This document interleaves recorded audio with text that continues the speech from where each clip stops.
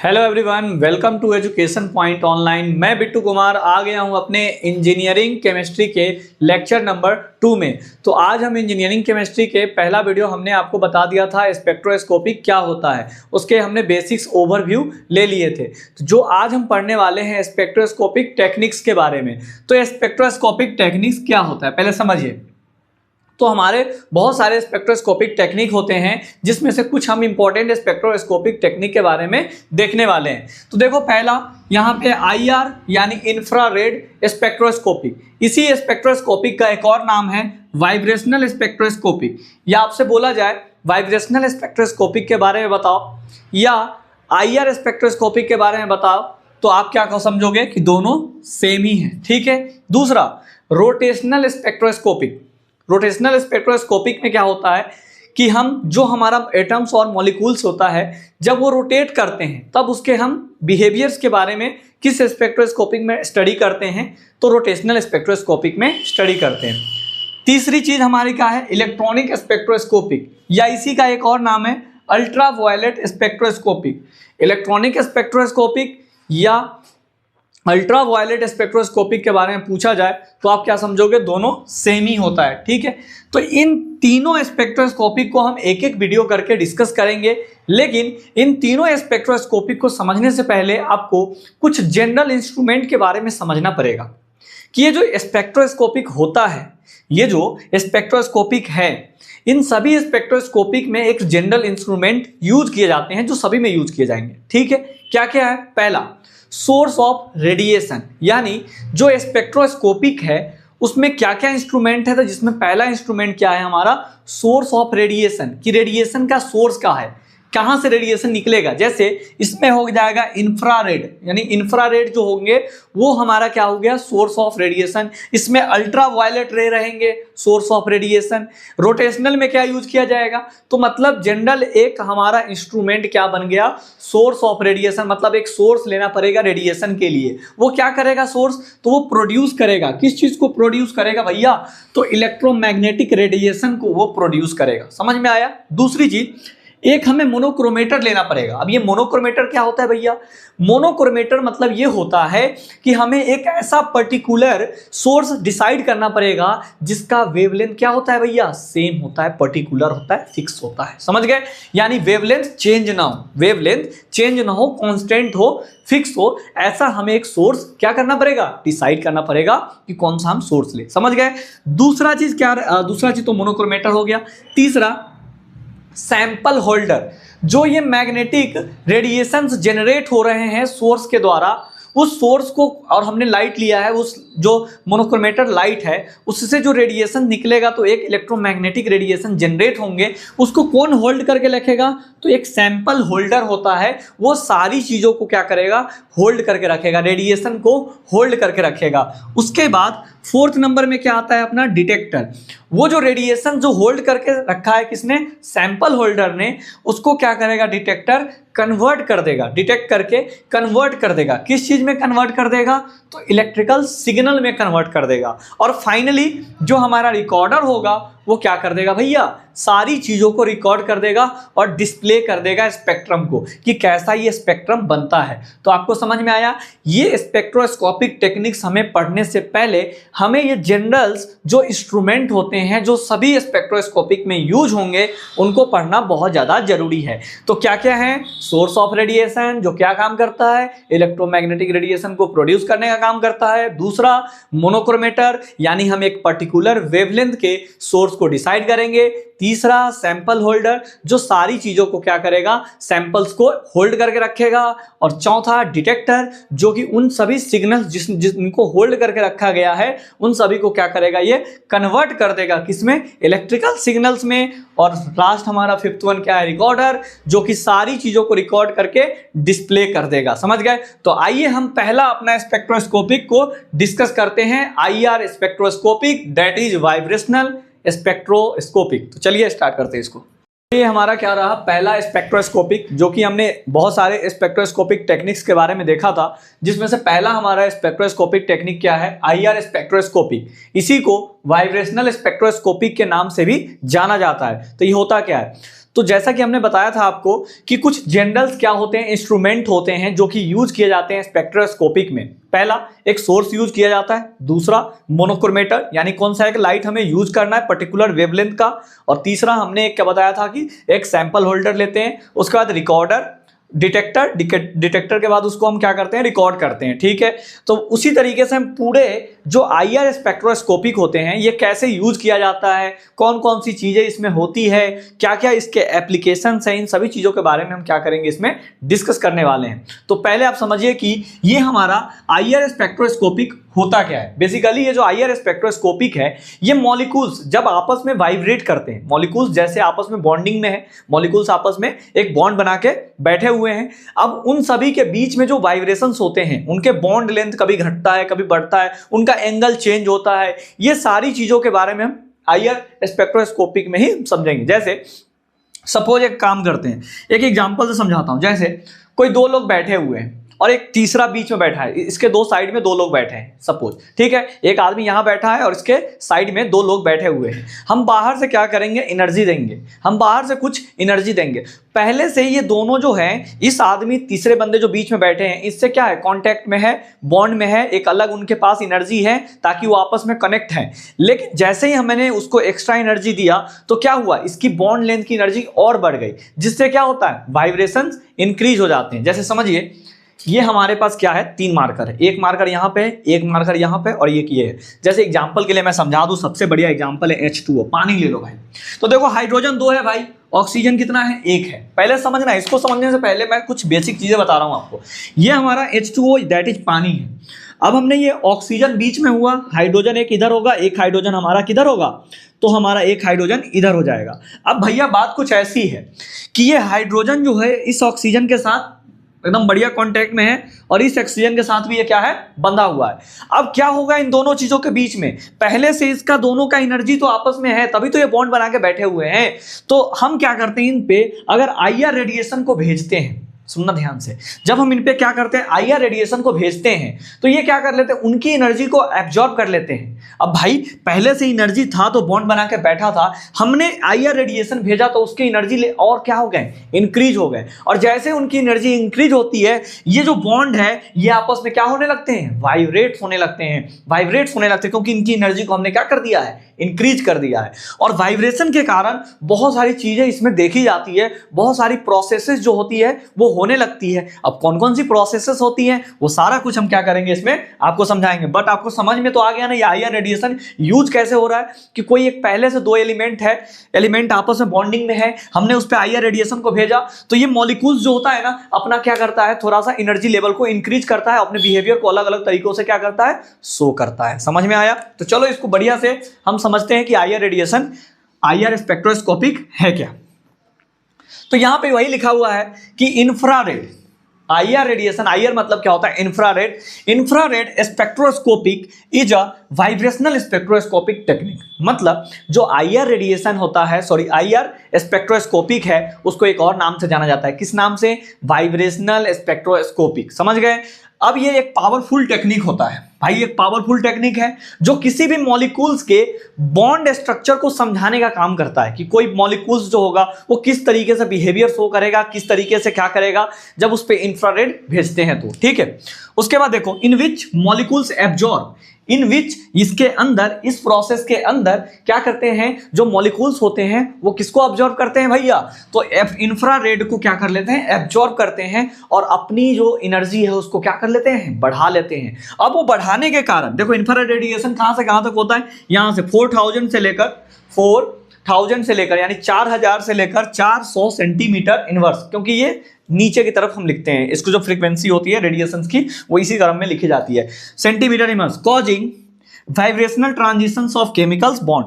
अब इस कारण से जो बॉन्ड होते हैं, केमिकल बॉन्ड बनते हैं जो मॉलिक्यूल्स के बीच में, वो क्या करने लगते हैं, वाइब्रेट होने लगते हैं। बात समझ में आया? जैसा कि हमने आपको पानी का एग्जांपल से समझाया था कि ऑक्सीजन बीच में था और दोनों साइड क्या थे, हाइड्रोजन थे। जब इस पे इंफ्रारेड को भेजा गया तो एनर्जी को क्या किया, एब्जॉर्ब किया। कौन सी एनर्जी, इंफ्रारेड जो हमारा रेडिएशन था उसको एब्जॉर्ब कर लिया और अपनी एनर्जी को क्या कर लिया, बढ़ा लिया। अब बढ़ाने के कारण इन मॉलिक्यूल्स के बॉन्ड में, केमिकल बॉन्ड में क्या होते हैं, वाइब्रेशन होना शुरू हो जाते हैं। जब वाइब्रेशंस होंगे तो क्या होगा, तो वो चीजें हम प्रिंसिपल में सीखेंगे। कैसे, देखो मॉलिक्यूल्स वाइब्रेट कंटिन्यूअसली। इसके जो मॉलिक्यूल्स होते हैं आपस में वाइब्रेट कंटिन्यूअसली, मतलब लगातार वाइब्रेट होना शुरू हो जाता है। तो उसमें दो प्रोसेस होती है, एक होता है स्ट्रेचिंग वाइब्रेशन, दो तरह के वाइब्रेशन होता है, एक स्ट्रेचिंग वाइब्रेशन और एक होता है अपना बेंडिंग वाइब्रेशन। क्या होता है हम देखेंगे, पहले हम स्ट्रेचिंग को समझेंगे, फिर समझेंगे हम बेंडिंग को। किसको समझेंगे, बेंडिंग को। समझ में आया। तो क्या हम बताने जा रहे हैं, पहला चीज है प्रिंसिपल में कि मॉलिक्यूल्स जब आपस में वाइब्रेट हुए, क्यों वाइब्रेट हुए भाई, हम उसको इंफ्रारेड दिए तो उसकी एनर्जी क्या हो गई, बढ़ गई, और बढ़ने के कारण क्या शुरू हो गया, वाइब्रेशन शुरू हो गए। अब ये जो वाइब्रेशंस हैं ये कंटिन्यूअसली क्या होते रहते हैं, मॉलिक्यूल्स में होते ही रहते हैं। अब ये वाइब्रेशन मॉलिक्यूल्स में कंटिन्यूअसली होगा तो क्या होगा, तो उसमें दो तरह के वाइब्रेशंस होते हैं, एक होता है स्ट्रेचिंग वाइब्रेशन, एक होता है बेंडिंग वाइब्रेशन। अब ये स्ट्रेचिंग वाइब्रेशंस क्या होता है, सुनिए। जैसे कि मान लीजिए आपके पास क्या हो, एक स्प्रिंग हो, स्प्रिंग को क्या करते हैं, ऐसे तानते हैं, स्ट्रेच कर रहे हैं, फैला रहे हैं, या सिकुड़ना। कोई चीज को फैलाना, कोई चीज को सिकुड़ना क्या कहलाता है, स्ट्रेचिंग कहलाता है। तो इस तरीके से पहला वाइब्रेशन तो हमारा इस तरीके से होने लगा कि स्ट्रेचिंग वाइब्रेशन। दूसरा बेंडिंग मतलब क्या होता है, उसका एंगल चेंज हो जाएगा, स्पेस में घूमने लगेगा, कोई इस तरीके से होगा, तो मतलब समझ रहे हो ना, बेंडिंग मतलब मुड़ना, एंगल चेंज हो जाना, समझ गए। लेकिन जो अपना स्ट्रेचिंग होता है, स्ट्रेचिंग वाइब्रेशन, वो कैसे होता है, जैसे हम किसी चीज को ऐसे फैलाते हैं या सिकुड़ाते हैं, समझ गए। तो जब हम इंफ्रारेड स्पेक्ट्रोस्कोपी के बारे में पढ़ते हैं तो ये जो मॉलिक्यूल्स होते हैं आपस में अपना क्या कर लेते हैं, इसको जब इंफ्रारेड रेडिएशन दिया जाता है तो ये एब्जॉर्ब करने के बाद क्या करते हैं, वाइब्रेशंस होते हैं इन मॉलिक्यूल्स में। और दो तरीके से वाइब्रेशंस होते हैं, कैसे होते हैं, स्ट्रेचिंग और बेंडिंग। स्ट्रेचिंग क्या होता है जरा ध्यान से समझना, हमने बताया कि आपको कोई चीज को फैलाना या सिकुड़ाना, उसमें दो तरीके से स्ट्रेचिंग होता है। कैसा, सिमेट्रिक स्ट्रेचिंग और एसिमेट्रिक स्ट्रेचिंग। अब सिमेट्रिक किसको बोलते हैं जरा समझना, जैसे हम जो है स्ट्रेचिंग कर रहे हैं, बीच में जो ऑक्सीजन बैठा हुआ है, देखना हम दोनों तरफ से ऐसे खींच रहे हैं, दोनों तरफ से। ये हाइड्रोजन जो है इधर भी अपने आप को स्ट्रेच कर रहा है, इधर भी कर रहा है, या सिकुड़ाएगा तो दोनों एक साइड अपने मतलब सिकुड़ाएगा। बात समझ में आई। ये जो ऑक्सीजन है बीच में बैठा हुआ, मतलब एक समझो कि एक एग्जांपल समझाते, रियल एग्जांपल से। जैसे मैं खड़ा हूं, मेरा दोस्त इधर खड़ा है, एक दोस्त मेरा इधर खड़ा है, वो उधर से मुझे खींच रहा है, ये इधर से मुझे खींच रहा है, दोनों दोस्त आपस में मुझे एक दूसरे के करीब खींच रहे हैं, एक ही डायरेक्शन में। वो अपने तरफ खींच रहा है, ये अपने तरफ खींच रहा है, तो यहां पे क्या हुआ, सिमेट्रिक स्ट्रेचिंग हो रहा है। लेकिन अब क्या होगा, जैसे वो खींचेगा नहीं, वो सिकुड़ेगा और ये खींचेगा, तो ये क्या होता है, असिमेट्रिक स्ट्रेचिंग। समझ में आया। तो यही यहां पे लिखा है, this is a type of molecular vibration. ये स्ट्रेचिंग जो होता है, सिमेट्रिक स्ट्रेचिंग, ये क्या है, मॉलिक्यूलर वाइब्रेशंस का टाइप है। किसमें, इंफ्रारेड जो हमारा स्पेक्ट्रोस्कोपिक होता है उसमें। और in a symmetric stretching the bond contract और एक्सपेंड टुगेदर। एक ही साथ या तो दोनों खींचेंगे या तो एक ही साथ दोनों आपस में सिकुड़ जाएंगे, समझ गए, ये हो सकता है। लेकिन असिमेट्रिक में एक बंदा शांत बैठा हुआ है, दूसरा खींच रहा है, एक ये खींच रहा है तो दूसरा शांत बैठा है, समझ गए ना। तो ये होता है असिमेट्रिक स्ट्रेचिंग। तो ये आपको आईआर स्पेक्ट्रोस्कोपिक अच्छे से समझ में आया कि आईआर स्पेक्ट्रोस्कोपिक को वाइब्रेशनल स्पेक्ट्रोस्कोपिक भी बोलते हैं। ठीक, दूसरा चीज, आईआर स्पेक्ट्रोस्कोपिक जो होता है, किसी मॉलिक्यूल्स के जो केमिकल बॉन्ड है उस पर जब हम भेजते हैं तो क्या करता है भाई, तो उसका एनर्जी और बॉन्ड का बढ़ जाता है, उसमें वाइब्रेशंस क्रिएट हो जाते हैं। वाइब्रेशन कितने तरह का उसमें होने लगता है, तो दो तरीके से, एक होता है स्ट्रेचिंग और एक होता है बेंडिंग। अब स्ट्रेचिंग क्या होता है, तो स्ट्रेचिंग मतलब आप किसी चीज को फैलाना या सिकुड़ाना। स्ट्रेचिंग में उसमें दो तरीके से होता है, कैसे कैसे, सिमेट्रिक और असिमेट्रिक। सिमेट्रिक क्या होता है, तो जब दोनों एक दूसरे के साथ एक्सपेंड होंगे या क्या होंगे, एक दूसरे के साथ एक्सपेंड करे या वो क्या करे, कॉन्ट्रैक्ट करे, समझ गए ना। तो वो क्या कहलाएगा आपका, सिमेट्रिक। और असिमेट्रिक किसको कहलाते हैं, कि वो अपोजिट डायरेक्शन में, एक भाई बैठा है तो छोड़ देगा, यानी दोनों एक दूसरे को अपोजिट डायरेक्शन में क्या करेंगे, स्ट्रेचिंग करने लगेंगे, तो उसे असिमेट्रिक स्ट्रेचिंग बोलते हैं। अब पढ़ेंगे हम बेंडिंग वाइब्रेशन, समझ गए। तो चलो बेंडिंग वाइब्रेशंस के बारे में देखते हैं। तो अब हम क्या देखेंगे, बेंडिंग वाइब्रेशंस। हमने आपको स्ट्रेचिंग वाइब्रेशंस बता दिया कि आईआर स्पेक्ट्रोस्कोपी में दो तरह के मॉलिक्यूल्स क्या होते हैं, वाइब्रेट्स करते हैं। एक होता है स्ट्रेचिंग वाइब्रेशंस और दूसरा क्या होता है, बेंडिंग वाइब्रेशन। अब ये बेंडिंग वाइब्रेशंस क्या होता है, जरा ध्यान से समझिए। बेंड मतलब होता है मुड़ना, मतलब जो बॉन्ड है, बॉन्ड जो बनाया है वो अपना एंगल को इधर उधर करेगा, बेंड करेगा, मोड़ेगा, समझ गए, तो उसे क्या बोलते हैं, बेंडिंग वाइब्रेशन। बेंडिंग वाइब्रेशन में टोटल 4 तरह के वाइब्रेशंस होते हैं। पहला सीजरिंग, वैगिंग, रॉकिंग, ट्विस्टिंग। याद रखना, बेंडिंग वाइब्रेशंस में जो होते हैं हमारे 4 तरीके से वाइब्रेशंस होते हैं। पहला कौन सा है, scissoring, waging, rocking and twisting. अब ये सीजरिंग क्या होता है, ध्यान से समझना। सीजरिंग मतलब कि जैसे मान लो एक बॉन्ड बनाया है, जैसे सपोज कोई मान लो एक एलिमेंट यहां होगा, कोई एलिमेंट एक यहां पे है और दूसरा एलिमेंट मान लो यहां पे है, ठीक है। तो ये अपने एंगल को क्या करेगा, देखो आपस में सीजरिंग मतलब होता है कैंची चलता है ना, ऐसे कैंची से कट करते हैं, तो ये दोनों क्या हो रहे हैं, आपस में एक दूसरे को पास आ रहे हैं और आपस में दूर जाते हैं। जैसे मान लो ये कैंची है, तो ये इसको क्या करेंगे, जब सीजरिंग का मतलब समझना, जैसे कि ये दोनों आपस में एक दूसरे से पास आएंगे फिर आपस में एक दूसरे से दूर जाएंगे, तो ये क्या कहलाएगा, सीजरिंग वाइब्रेशन। तो ऐसे भी मॉलिक्यूल्स क्या करते हैं, वाइब्रेशंस करते हैं। तो यहाँ पे वही लिखा हुआ है, scissoring involves the movement of the two bonds towards to away from the each other, मतलब एक दूसरे के तरफ आएगा या एक दूसरे के दूर जाएगा। देखो यहाँ पे सीजरिंग हो रहा है, समझ गए। तो सीजरिंग समझ में आया। सीजरिंग क्या होता है, जिसमें एटम्स के जो मॉलिक्यूल्स होते हैं, मॉलिक्यूल्स जो एटम्स होते हैं वो आपस में कैसे मूवमेंट करते हैं, तो विद ऐसे एक दूसरे के करीब आएंगे, एक दूसरे से दूर जाएंगे, तो ये क्या कहलाएगा, सीजरिंग कहलाएगा। समझ में आया। दूसरा वैगिंग क्या होता है, wagging is an out of plane, मतलब कि अब ये इस प्लेन में ही मूव नहीं करेगा, दूसरे प्लेन में मूव करने लगेगा।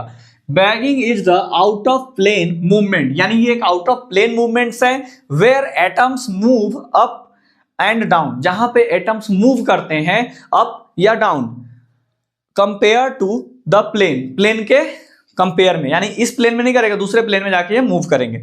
रॉकिंग क्या होता है, ये उसी प्लेन में मूव करेंगे, एटम्स तो होगा लेकिन कहां मूव करेगा, सेम प्लेन में, in a plane vibrations where atoms back, आगे पीछे उसी प्लेन में आगे पीछे ये क्या करेंगे, मूवमेंट करेंगे, ठीक है। ट्विस्टिंग क्या होता है, ट्विस्टिंग मतलब हो गया कि बाहर, प्लेन के बाहर तो मूव करेंगे, लेकिन कैसे करेंगे, तो अराउंड द एक्सिस, बॉन्ड का जो एक्सेस होगा ना उसी एक्सेस पे मूव करेगा, ऐसा नहीं कि बॉन्ड का एक्सेस ब्रेक करके बाहर चला जाएगा, समझ गए। तो ये होता है बेंडिंग वाइब्रेशंस। बेंडिंग वाइब्रेशंस में हमें चार तरीके से वाइब्रेशंस होते हैं। पहला कौन सा है, scissoring, waging, rocking, twisting. Scissoring कोई पूछे तो आपको बता देना है कि एक ऐसा मोमेंट होता है मॉलिक्यूल्स के एटम के बीच में, जब क्या होता है, बॉन्ड्स के या तो एटम्स क्या होंगे, अवे आएंगे या क्या होंगे, दूर जाएंगे, ठीक है। तो अवे फ्रॉम ईच अदर, एक दूसरे के देख लो नजदीक आएंगे या एक दूसरे से दूर जाएंगे। वैगिंग में क्या होता है, आउट ऑफ प्लेन मूवमेंट करेगा, आउट ऑफ प्लेन मूवमेंट, या तो अप करे या तो डाउन करे, ठीक है। उसके बाद रॉकिंग में क्या होता है, इन अ प्लेन मूवमेंट होगा, समझ में, इन अ प्लेन मूवमेंट होगा आगे पीछे, समझ गए। उसके बाद ट्विस्टिंग में क्या होता है, ट्विस्टिंग वाइब्रेशंस में क्या हो जाता है कि बाहर तो होगा, प्लेन से बाहर होगा, लेकिन कैसे होंगे, बॉन्ड का जो एक्सेस होगा उसी के अराउंड होंगे, समझ गए। यहां लिखा है twisting is also out of plane vibrations where atoms twist around the bond axis, जो बॉन्ड एक्सिस होता है उसी के अराउंड में क्या करता रहता है, ट्विस्ट करता रहता है, मूव करता रहता है। बात समझ में आया। तो अब इसके बाद देखेंगे instrumental diagrams of IR spectroscopy. देखिए, तो अब हम क्या देखने वाले हैं, आईआर स्पेक्ट्रोस्कोपी के जो इंस्ट्रूमेंटेशन डायग्राम है उसको डिस्कस करने वाले हैं। तो इंस्ट्रूमेंटेशन डायग्राम ये है क्या, ये कहता क्या है, जैसे कि मैंने आपको बताया था जनरल्स कुछ इंस्ट्रूमेंटेशंस कि हमें क्या क्या चीज़ें यूज पड़ती थी। तो एक सोर्स हमें लगता था, एक मोनोक्रोमेटर्स जो कि पर्टिकुलर्स वेव हमें जो सेलेक्ट करने हैं वो, उसके बाद एक डिटेक्टर्स, सैंपल, उसके बाद रिकॉर्डर, यही सब सारी चीज़ों की हमें जरूरत पड़ती थी। तो यहाँ पे भी हमें आईआर जो स्पेक्ट्रोस्कोपिक्स है उसमें कौन कौन से इंस्ट्रूमेंट हम यूज करते हैं। तो सबसे पहले तो हमारा एक आईआर सोर्स होना चाहिए। उस आईआर सोर्स के बाद हम एक मोनोक्रोमेटर जो कि फिक्स वेवलेंथ या पर्टिकुलर वेवलेंथ का क्या हो, वेवलेंथ हो, वैसा लाइट यूज करेंगे। तो आईआर है, तो आईआर के बाद हमने क्या किया, एक सिस्टम डिजाइन करा जिसमें हमने एक सैंपल लगा के रखा है, ठीक। और यहाँ पे मोनोक्रोमेटर सिस्टम है, एक ये क्या लगा के रखा है हमने, तो ये हमारा एक मोनोक्रोमेटर सिस्टम है। इससे जब ये आईआर रेडिएशन पास होंगे, तो रेफरेंस एंड सैंपल, पहले तो रेफरेंस ये कहाँ से आया है, उसके बाद इसका सैंपल लिया जाएगा और ये जो अपना ये मोनोक्रोमेटर सिस्टम है ये क्या करेगा, एक इसको फिक्स वेवलेंथ इसको देगा, फिक्स वेवलेंथ क्रिएट करेगा। ये जाके एक स्प्लिटर में ये सारी चीजें क्या हो जाएगी, स्टोर हो जाएगी, और उसके बाद डिटेक्टर इस चीज को क्या कर लेगा, डिटेक्ट कर लेगा, और डिटेक्ट करने के बाद ये रिकॉर्डर में हमें कुछ इस तरीके से पता चलेगा कि उसमें किस तरीके से वाइब्रेशंस हुआ है। बेसिकली ये जो IR स्पेक्ट्रोस्कोपिक होता है ये मॉलिक्यूल्स के ओवरऑल स्ट्रक्चर को डिफाइन करता है कि जो अपना मॉलिक्यूल्स है किस तरीके से बिहेवियर कर रहा है विद द बॉन्ड कॉम्बिनेशन, जब बॉन्ड बना होता है तब। तो इसी में हमने क्या बताया था, जो जनरल्स हमने आपको स्टार्टिंग में जनरल इंस्ट्रूमेंट बताए थे, वैसे ही उसी सारे इंस्ट्रूमेंट का यूज करके हमने IR स्पेक्ट्रोस्कोपिक को क्या किया है, इंस्ट्रूमेंटेशन को अरेंज किया है। कैसे, एक सोर्स ले लेंगे, आप डायरेक्ट ब्लॉक डायग्राम भी बना सकते हो ऐसे। एक हम IR सोर्स ले लिया, उसके बाद एक मोनोक्रोमेटर हो जाएगा, मोनोक्रोमेटर, उसके बाद एक स्प्लिटर हो जाएगा, स्प्लिटर के बाद एक रिकॉर्डर हो जाएगा, सॉरी डिटेक्टर हो जाएगा, और डिटेक्टर के बाद फाइनल एक रिकॉर्डर। तो आप ऐसे भी डायरेक्ट बना सकते हो, तो आपको उसमें भी मार्क्स मिल जाएंगे। लेकिन मेरे हिसाब से थोड़ा अट्रैक्टिव डायग्राम बनाओ तो देखने में भी मजा आएगा और लगेगा कि भी डायग्राम बना गया है। ठीक है, यहां पे ऐसे इसको कर लेना, ठीक, एरो लगा देना इसमें कि लाइट हमारा इधर जा रहा है, समझ गए। तो IR स्पेक्ट्रोस्कोपी का जो इंस्ट्रूमेंटेशन डायग्राम है ये रहा, आप इसको बढ़िया से नोट कर लो, क्योंकि इसमें जो डायग्राम्स है आप इसको ऐसे भी बना सकते हो ब्लॉक डायग्राम के थ्रू भी, और ऐसे भी बना सकते हो। दोनों तरीके से क्या होंगे, आपको मार्क्स मिलेंगे, लेकिन मेरे हिसाब से बेटर ये वाला है। तो ये वाला डायग्राम आप अच्छे से नोट कर लो। मैं बोर्ड से साइड हो जाता हूं। ये जो अपना IR स्पेक्ट्रोस्कोपिक है, इसके क्या क्या एप्लीकेशंस है, ये कहाँ कहाँ यूज किए जाते हैं। तो जो अपना IR स्पेक्ट्रोस्कोपिक है, जो मॉलिक्यूल्स है, जैसे मान लीजिए एक मॉलिक्यूल्स है, उस मॉलिक्यूल्स के अंदर कौन सा फंक्शनल ग्रुप अटैच है, इस चीज को पता लगाने के लिए हम क्या करते हैं, IR स्पेक्ट्रोस्कोपिक का भी यूज करते हैं। समझ में आया। तो यही लिखा हुआ है, it is used to identify the functional group of molecules sorry, जो मॉलिक्यूल्स है उस मॉलिक्यूल्स के अंदर कौन से फंक्शनल ग्रुप अटैच है, इस चीज को आइडेंटिफाई करने के लिए हम क्या करते हैं, IR स्पेक्ट्रोस्कोपिक का यूज करते हैं। और एक चीज, जो अपना मॉलिक्यूल्स है, जैसे कि हमने जो सब्सटेंस हमारे पास है उसकी प्योरिटी कितना है, इस चीज को पता करने के लिए, यानी जो पदार्थ की शुद्धता यानी प्योरिटी ऑफ सब्सटेंस, इसको पता लगाने के लिए भी हम किसका यूज करते हैं, IR स्पेक्ट्रोस्कोपिक का यूज करते हैं। और ये मॉनिटरिंग करता है केमिकल्स रिएक्शन को, जो केमिकल्स रिएक्शंस होते हैं इसको मॉनिटर करने का काम भी ये क्या करते हैं,